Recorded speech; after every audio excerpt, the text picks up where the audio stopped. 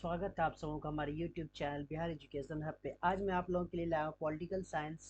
और इस political science के अंतर्गत हम लोग देखेंगे ऑब्जेक्टिव क्वेश्चंस। और मैं देखिए यहाँ पे सेट लाया हूँ, प्रत्येक सेट हम लोग देखेंगे बारी बारी से। और ये सेट होगा सभी महत्वपूर्ण होगा, आप लोग भी प्रयास करें सेट को बनाने का।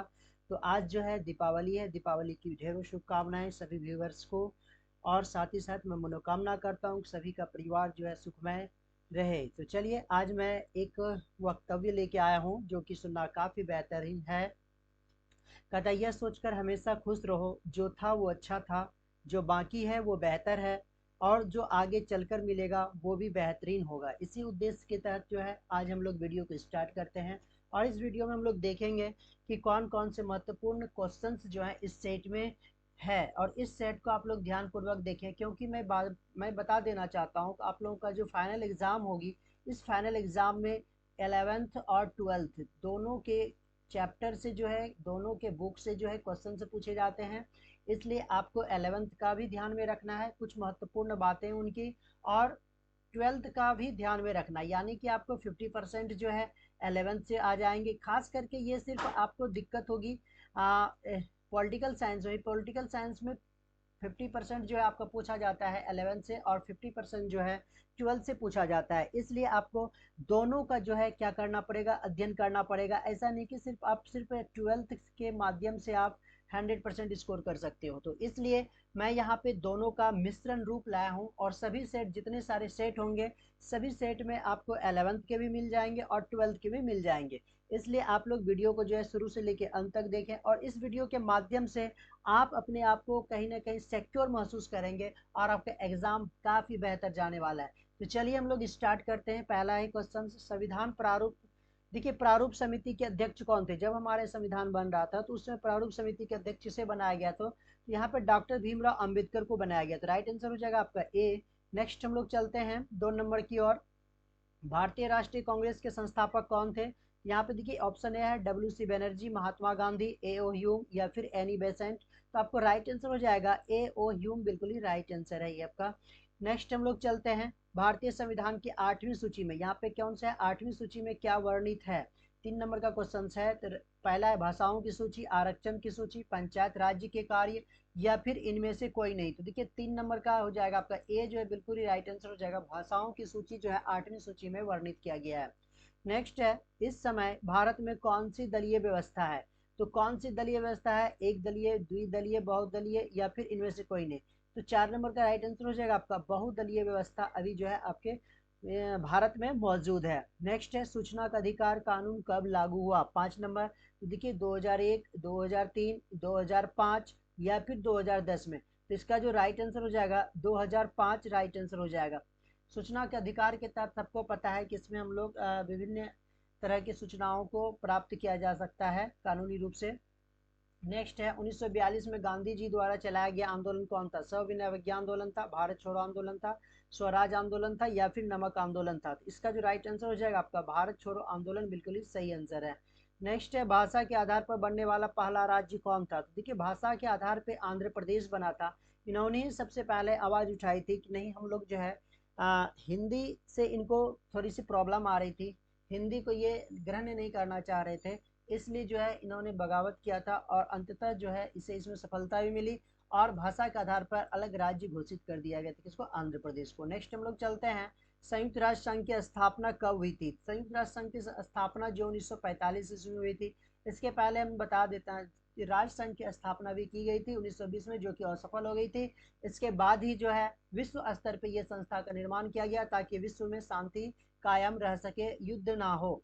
अगर ऐसा होता है तो ये सभी मिलके क्या करते हैं, आपस में सहयोगात्मक रवैया अपनाते हैं, और समस्या को जो है बैठ के शांतिपूर्वक हल करने का प्रयास करते हैं। नेक्स्ट है, सार्क का मुख्यालय कहाँ है? तो सार्क का मुख्यालय इस्लामाबाद, नई दिल्ली, काठमांडू या फिर ढाका? तो राइट आंसर हो जाएगा आपका काठमांडू में जो है सार्क का मुख्यालय है। नेक्स्ट हम लोग चलते हैं, भारतीय संसदीय शासन व्यवस्था में मुख्य कार्यपालिका कौन होता है? तो देखिए यहाँ पे संसदीय शासन व्यवस्था कहा गया है। तो संसदीय शासन व्यवस्था के अंतर्गत जो है प्रधानमंत्री होता है।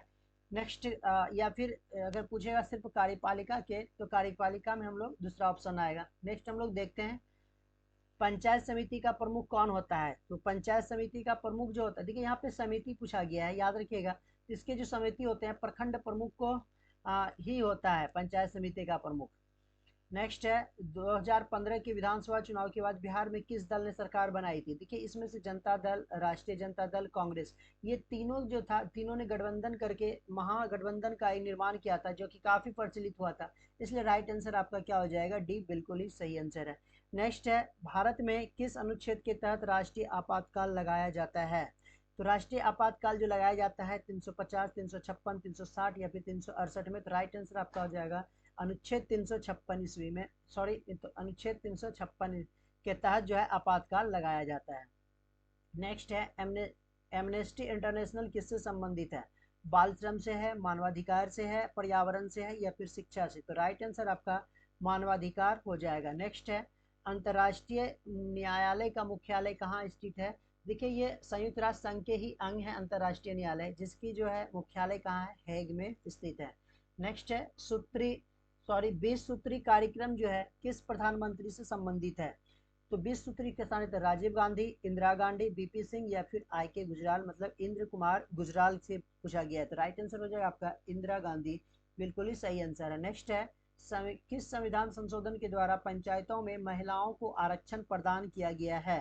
तो इसमें से 42वां, 44वां, 65वां या फिर 73वां? तो राइट आंसर आपका 73वां हो जाएगा।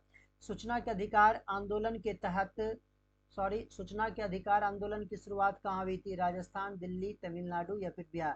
तो राइट आंसर हो जाएगा आपका राजस्थान में से सूचना का अधिकार आंदोलन की शुरुआत हुई थी। नेक्स्ट हम लोग चलते हैं 19 की ओर। भारत में वित्तीय वर्ष होता है 1 जनवरी से 31 दिसंबर, 1 जुलाई से 30 जून तक, 1 अप्रैल से 31 मार्च तक या फिर 1 सितंबर से 31 अगस्त तक? तो इसका जो राइट आंसर हो जाएगा आपका सी जो है बिल्कुल ही सही आंसर है, 1 अप्रैल से 31 मार्च तक राइट आंसर हो जाएगा। नेक्स्ट हम लोग बढ़ते हैं, भारत में कुल कितने राज्य हैं? तो देखिए भारत में पहले 29 थे, लेकिन अब क्या हो गया? 28 हो गए हैं।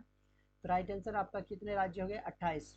नेक्स्ट है 21 नंबर में पहला गुटनिरपेक्ष सम्मेलन कहाँ हुआ था? पहला गुटनिरपेक्ष सम्मेलन आपसे पूछा गया है, तो नई दिल्ली, बेलग्रेड, कैरो या फिर हवाना?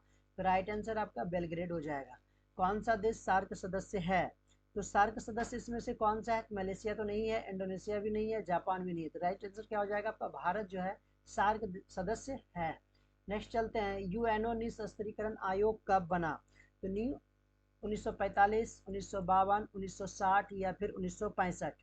तो 23 का राइट आंसर हो जाएगा 1952, बिल्कुल ही सही आंसर हो जाएगा। नेक्स्ट है किस देश ने सुरक्षा परिषद में निषेधाधिकार का सबसे अधिक प्रयोग किया है? यूएसए, फ्रांस, रूस या फिर चीन? देखिए रूस जो थे ना, रूस ने सबसे ज्यादा प्रयोग किया है, यानी कि वीटो पावर, इसी को कहा जाता है वीटो पावर।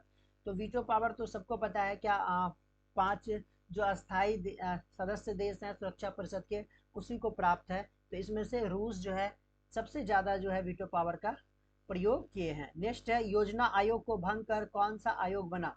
नीति आयोग, वित्तीय आयोग, राज्य वित्तीय आयोग? कोई नहीं। देखिए नीति आयोग बना था, और ये जिस समय ये नीति आयोग बनाने का काम नरेंद्र मोदी के द्वारा के अध्यक्षता में यह किया गया था, क्योंकि हम लोग जानते हैं कि योजना आयोग का जो पदेन अध्यक्ष होता है वो कौन होता है? प्रधानमंत्री होता है। इन्होंने ही 15 में जो है ये क्रियाशील हो चुका था। नेक्स्ट है बिहार विधानसभा में कितने निर्वाचित सदस्य हैं? 242, 243, 244 या फिर 245? राइट आंसर हो जाएगा आपका 243। बिहार के राज्यपाल कौन है? देखिए सत्यपाल मलिक, रामनाथ कोविंद, केसरी सिंह, फागू चौहान? तो राइट आंसर आपका सी हो जाएगा, फागू चौहान। नेक्स्ट सिक्किम भारत का हिस्सा कब बना? सिक्किम कब बना भारत का हिस्सा? 1968, 1970, 1973 या फिर 1975? तो राइट आंसर आपका हो जाएगा 1975, बिल्कुल ही सही आंसर है। नेक्स्ट है खुले द्वार की नीति अपनाई भारत ने, ब्रिटेन ने, पाकिस्तान ने या फिर चीन ने? तो देखिए ये सबसे इंपॉर्टेंट क्वेश्चन है, ये इंपॉर्टेंट क्वेश्चन याद रखिएगा। खुले द्वार की नीति चीन ने अपनाई। ये सब जितने भी क्वेश्चन हैं काफी बार पूछ चुके हैं, इसलिए आप लोग जो है इस वीडियो को ध्यानपूर्वक देखें और अपने दोस्तों में भी शेयर करें। साथ ही साथ जो भी स्टूडेंट देख रहे हैं प्लीज़ लाइक करना ना भूलें। साथ ही साथ अगर जो भी स्टूडेंट इस चैनल पे न्यू हैं तो प्लीज़ जो है सब इस चैनल को सब्सक्राइब कर दें और साथ ही साथ बेल आइकन को भी दबाना ना भूलें। नेक्स्ट चलते हैं हम लोग, वर्तमान में संयुक्त राष्ट्र संघ के महासचिव पूछा गया। देखिए वर्तमान में पूछा गया है, तो कॉफी अन्नान, शशि थरूर, बान की मून ये तो नहीं है, एंटोनियो गुटेरेस ये जो है अभी वर्तमान में जो है महासचिव बने हुए हैं, इसलिए राइट आंसर जो है कौन सा हो जाएगा? डी हो जाएगा। नेक्स्ट चलते हैं हम लोग 31 नंबर में, भारतीय संविधान के किस अनुच्छेद में न्यायिक पूर्वावलोकन की शक्ति वर्णित है? किसमें? अनुच्छेद 68, अनुच्छेद 13, अनुच्छेद 72 या फिर अनुच्छेद 108। तो राइट आंसर हो जाएगा आपका 31 नंबर का अनुच्छेद 72। नेक्स्ट है, बिहार में संपूर्ण क्रांति का नेतृत्व किसने किया था? मोरारजी देसाई, नीतीश कुमार, इंदिरा गांधी या फिर जयप्रकाश नारायण। तो जयप्रकाश नारायण ने संपूर्ण क्रांति का नेतृत्व किया गया था। इसे ही छात्र आंदोलन भी कहा जाता है। काफी ये सफल हुई थी। भ्रष्टाचार के खिलाफ, भ्रष्टाचार के खिलाफ हुआ था ये आंदोलन, क्योंकि जयप्रकाश नारायण ने कहा था हम लोग आज़ाद तो हो चुके हैं लेकिन अभी भी गुलामी के जंजीरों में दूसरे तरह से जकड़े हुए हैं। जैसे यहाँ पे अगर अब किसी भी तरह का कोई कार्रवाई की जाती है, मतलब काम वगैरह, तो वहाँ पे भ्रष्टाचार फैला हुआ है, बेरोजगारी फैली हुई है। तो इससे भी हमको मुक्ति पाना बहुत जरूरी है। नेक्स्ट चलते हैं 33 में। भारत में हुए 1977 के आम चुनाव में किस राजनीतिक दल को बहुमत मिला था? कांग्रेस, जनता पार्टी, जनता दल या फिर बीजेपी। तो देखिए इसमें से जनता पार्टी जो थी सबसे उभरता हुआ सितारा था कब? 1977 में, क्योंकि कांग्रेस जो है बिखर के टुकड़े टुकड़े हो चुके थे। लेकिन जनता पार्टी उस समय जितने भी छोटे मोटे दल थे सब इकट्ठा हुए और इकट्ठा करने के बाद एक पार्टी बनाई, जनता पार्टी। और इसी जनता पार्टी ने क्या किया था? बहुमत हासिल किया था। लेकिन संयोग की बात है कि ये ज़्यादा दिनों तक चल नहीं पाई, क्योंकि गठबंधन की राजधानी चूँकि राजनीति ज़्यादा दिन टिक नहीं सकती है। नेक्स्ट चलते हैं, पर्यावरण के लिए प्रथम अंतर्राष्ट्रीय सम्मेलन कहाँ हुआ था? Stockholm, Rio de Janeiro, New York या फिर वाशिंगटन। तो राइट आंसर हो जाएगा आपका रियो डी जेनेरियो में हुआ था प्रथम अंतर्राष्ट्रीय सम्मेलन, पर्यावरण को मद्देनजर रखते हुए। राजनीतिक दलों को किस संवैधानिक संस्था द्वारा चुनाव चिन्ह आवंटित किया जाता है? तो देखिए यहाँ पे नीति आयोग तो होगा नहीं, संसद भी नहीं होगा, योजना आयोग भी नहीं होगा, तो चुनाव क्या हो जाएगा? आयोग हो जाएगा। इसका will be the right answer. Next है, राज्य पुनर्गठन आयोग की स्थापना कब हुई थी? राज्य पुनर्गठन के बारे में आपसे पूछा गया है। 1953, 1955, 1956 या फिर 1957। तो इसका राइट आंसर हो जाएगा 1953। काफी इंपॉर्टेंट क्वेश्चन है ये सभी। आप लोग जो है वीडियो को जरूर देखें और इसको अपने ध्यान में जरूर रखें। नेक्स्ट है, क्षेत्रवाद का एक परिणाम है। क्या हो सकता है क्षेत्रवाद? देखिए जब भी क्षेत्रवाद की बात आएगी तो क्या होता है कि क्षेत्र से लोगों को लगाव होता है और उस क्षेत्र के हित के बारे में वो ज़्यादा से ज़्यादा वो समझने लगते हैं, जानने लगते हैं और उसको सर्वोपरि मानने लगते हैं। इसलिए कहता है कि अपने क्षेत्र से लगाव ही हो जाएगा। क्षेत्रवाद का परिणाम यही होता है। अलगाववाद अलग अलग नहीं होता है, राष्ट्रीय एकता भी नहीं होता है, राष्ट्रीय एकता नहीं, ना ही राष्ट्रीय हित के लिए होता है। ये होता है अपने क्षेत्र से लगाव का परिणाम होता है ये क्षेत्रवाद। नेक्स्ट है, संघवादी व्यवस्था का सर्वोत्तम उदाहरण अगर इनमें से लिया जाए तो देखिए संघवाद हम लोग अमेरिका से ही प्राप्त किए हैं, तो इसलिए सर्वोत्तम उदाहरण आपका क्या हो जाएगा? अमेरिका हो जाएगा। जबकि संघवादी संस्था यहाँ भी है, यहाँ भी है। नेक्स्ट चलते हैं, भारत में कार्यपालिका का संवैधानिक प्रमुख कौन होता है? भारत में कार्यपालिका का पूछा गया है, तो देखिए इसमें राष्ट्रपति हो जाएगा। अगर संसदीय प्रणाली में मुख्य कार्यपालिका तो प्रधानमंत्री होता है, लेकिन सिर्फ भारत में कार्यपालिका के बारे में पूछा जाएगा तो आपका राइट आंसर हो जाएगा राष्ट्रपति। नेक्स्ट चलते हैं 40 की ओर। भारतीय संसद में महिलाओं को कितने प्रतिशत आरक्षण देने की मांग की गई है? तो देखिए आरक्षण 50, 30, 33 या फिर 35। तो राइट आंसर हो जाएगा आपका 33%। याद रखिएगा यहाँ पे महिलाओं को, संसद में महिलाओं को पूछा गया है। बहुत सारे स्टूडेंट 50% बिना देखे बिना सोचे, इसलिए आपको सोचना पड़ेगा। 50% तो पंचायती राज में मिला हुआ है, इसलिए यहाँ पे क्लिक ये नहीं करके हम लोग 33% देंगे, क्योंकि संसदों में महिलाओं का प्रतिशत आरक्षण इसलिए दिया गया ताकि महिलाओं को भी मुख्य धारा से जोड़ा जा सके, महिलाओं का भी राजनीति में भूमिका अच्छी हो, इसलिए जो है इसे आरक्षण के तहत रखा गया है। नेक्स्ट है, 11 सितंबर 2008 को निम्नलिखित में से कौन सी घटना घटी? भारतीय संसद पर आतंकवादी हमला? नो, ये भी नहीं हुआ था। होटल ताज पे भी नहीं हुआ था। विश्व व्यापार संगठन पे भी हमला? देखिए ये जो डेट है ना, ये डेट में किसी भी प्रकार का कोई हमला नहीं हुआ था, इसलिए आपका राइट आंसर हो जाएगा इनमें से कोई नहीं होगा, क्योंकि इसमें से किसी ने हमला नहीं हुआ था। होटल ताज पे तो सबको पता है 26 से 11 था, यहाँ पे 26 से 11 तो है नहीं। विश्व व्यापार 2001 था, यहाँ पे भी नहीं है। यहाँ पे भी 2001, इसलिए राइट आंसर इसमें से कोई नहीं होगा। निम्नलिखित में से कौन गुटनिरपेक्ष आंदोलन के जनक नहीं थे? देखिए सुकर्णे तो थे ही, ये भी थे, पंडित नेहरू भी थे, अराफात नहीं थे, इसलिए आपका राइट आंसर क्या हो जाएगा? बी हो जाएगा। ये देखिए ये आपका सेंटअप क्वेश्चन, सेंटअप एग्जाम में भी पूछा गया है, काफी क्वेश्चन इससे सेंटअप से हैं, इसलिए ये जो सेट है, सेट को आपको ध्यान में रखना जरूरी है। मात्र 10 से 15 सेट हम लोग करेंगे और संपूर्ण जो है कोर्स जो है कवर हो जाएगी, इसलिए वीडियो को जरूर देखें। नेक्स्ट है 43 में देखते हैं क्वेश्चन से कौन सा है। कहता मैकमोहन रेखा है भारत और पाकिस्तान के बीच सीमा रेखा, चीन एवं पाकिस्तान के बीच सीमा रेखा, भारत एवं चीन के बीच सीमा रेखा, या फिर इनमें से कोई नहीं। तो 43 का जो है राइट आंसर आपका सी हो जाएगा, भारत एवं चीन के बीच सीमा रेखा। नेक्स्ट है, किसने द्विराष्ट्र सिद्धांत का प्रतिपादन किया? महात्मा गांधी, पंडित नेहरू, जिन्ना। देखिए यहाँ पे जिन्ना आपका क्या हो जाएगा? राइट आंसर हो जाएगा। नेक्स्ट चलते हैं, क्यूबा संकट किस वर्ष उत्पन्न हुआ? क्यूबा संकट किस वर्ष उत्पन्न हुआ? इसको देखते हैं, 1960, 1961, 1962 या फिर 1963। राइट आंसर हो जाएगा 1962, बिल्कुल ही सही आंसर है। नेक्स्ट है 46 में, राष्ट्रीय विकास परिषद का गठन कब हुआ था? 1950, 1951, 1952 या फिर 1953। तो राइट आंसर हो जाएगा इसका 1952 में जो है राष्ट्रीय विकास परिषद का गठन हुआ था। इसके तहत कहा गया था कि मुख्यमंत्री और प्रधानमंत्री यानी कि केंद्र सरकार और राज्य सरकार मिल के जो है देश की योजनाओं यानी कि देश के विकास में सहयोग रवैया अपनाएंगे और देश को आर्थिक तरक्की करने में मदद भी करेंगे। यानी कि हम लोग कह सकते हैं कि केंद्र और राज्य के तालमेल के लिए जो राष्ट्रीय विकास परिषद का स्थापना किया गया था। नेक्स्ट है, जनता पार्टी की स्थापना कब हुई थी? 1977, 1978, 1979 या फिर 1980 में हुई थी।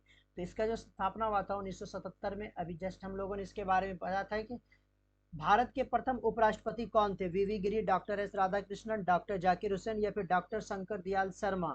तो देखिए इसका जो राइट आंसर है डॉक्टर एस कृष्णन जो है, राधाकृष्णन जो है भारत के प्रथम उपराष्ट्रपति थे। नेक्स्ट है, किस प्रधानमंत्री ने मंडल आयोग की सिफारिशों को लागू किया था? तो लागू करने वाले कौन थे? बीपी सिंह थे। ये सब नहीं थे, अटल बिहारी वाजपेयी, मोरारजी देसाई, इंदिरा गांधी, ये सब नहीं थे। राइट आंसर आपका बीपी सिंह हो जाएगा। बिहार की पहली महिला मुख्यमंत्री के बारे में पूछा गया है। 1 सेकेंड, बिहार की पहली महिला मुख्यमंत्री कौन है? ये तो पढ़िए, सुचेता कृपलानी, राबड़ी देवी, सरोजनी नायडू या फिर इनमें से कोई नहीं। तो राइट आंसर हो जाएगा आपका राबड़ी देवी, बिल्कुल ही सही आंसर है। तो चलिए आज का वीडियो यहीं तक, धन्यवाद।